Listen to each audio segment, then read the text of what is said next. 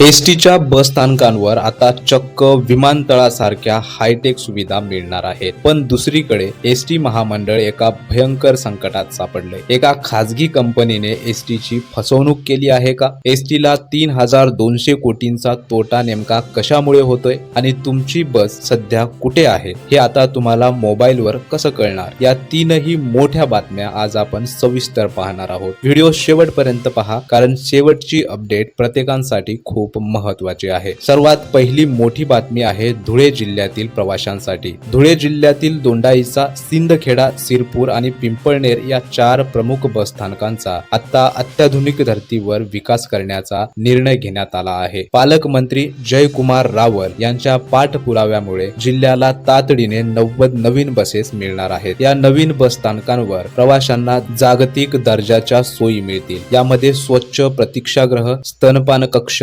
Digital माहिती फलक, free wifi, CCTV कॅमेरे आणि चक्क फूड कोर्ट व एटीएम ची सोय असेल. दोंडाईचा स्थानकासाठी तर 7 कोटींचा निधी मंजूर झाला असून इतर स्थानके पीपीपी मॉडेलवर विकसित केली जाणार आहेत. म्हणजे आता एसटीचा प्रवास अधिक सुखकर आणि दर्जेदार होणार आहे. पण मित्रांनो, एकीकडे सुधारणा होत असताना दुसरीकडे एसटी महामंडळ मोठ्या आर्थिक संकटात सापडले. महाराष्ट्र एसटी कर्मचारी काँग्रेसचे सरचिटणीस श्रीरंग बर्गे यांनी एक खळबळजनक खुलासा केला आहे. एसटीने इव्हे ट्रान्स या कंपनी सोबत 5150 इलेक्ट्रिक बसेस भाड्याने घेण्याचा करार केला होता, परंतु या कंपनीने वेळेत बसेस पुरवल्याच नाही. मे 2026 पर्यंत 1288 बसेस येणे अपेक्षित होते, पण प्रत्यक्षात फक्त 738 बसेस मिळाल्या आहेत. जानेवारी आणि फेब्रुवारी महिन्यात तर एकही बस मिळाली नाही. यामुळे एसटीला प्रति किलोमीटर 30 रुपये तोटा सहन करावा लागतोय. हा तोटा पुढे 3200 कोटी रुपयांपर्यंत जाण्याची भीती व्यक्त केली जात आहे. बर्गे यांनी सवाल केला की वारंवार फसवणूक करणाऱ्या कंपनीवर सरकार मेहरबान का आणि हा करार तातडीने रद्द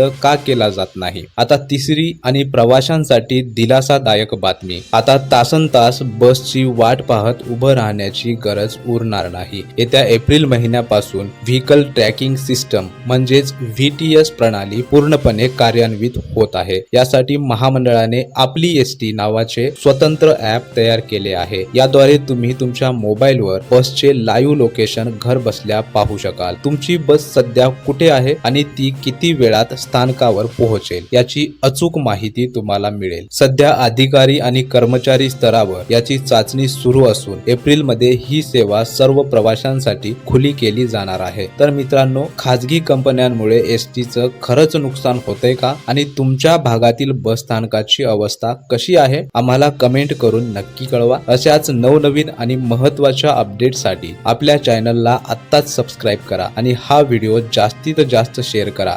धन्यवाद. जय महाराष्ट्र.